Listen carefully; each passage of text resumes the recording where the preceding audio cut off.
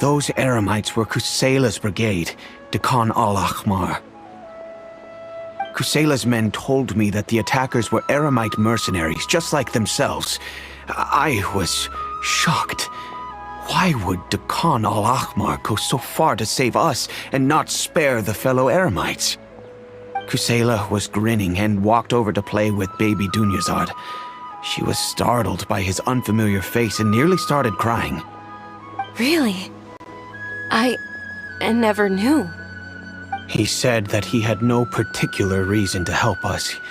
He just took pity on us because he had a daughter about the same age. We started talking about our children, and I sensed that he was a devoted father.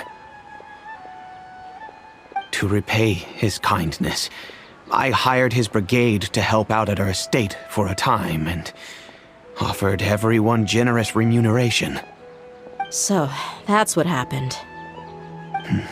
It was many years before I saw him again. I almost didn't recognize him the next time he came knocking on my door. The man I knew to be strong and healthy had been reduced to a shell of himself. He couldn't even walk anymore without his cane. So, what happened to him? He was perfectly fine when I left the brigade. I'm not too sure myself. The only thing that didn't change was his cheery disposition.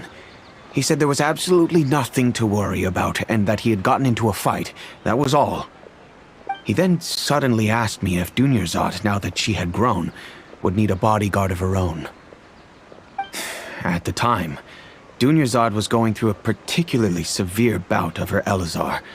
There was no need for her to have a bodyguard when she could barely leave the house.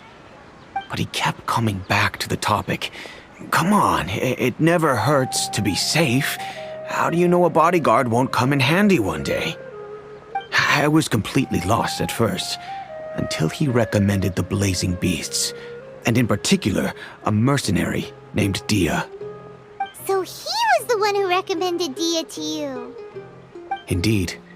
He didn't say it out loud, but it was clear that he saw Deshret's relics as an evil group who would eventually corrupt every member in their ranks.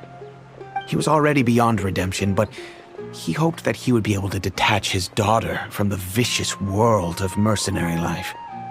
If Dia could stay in my house and keep working as a bodyguard, then gradually her affinity for the desert would decrease, and she'd be able to leave her previous life behind.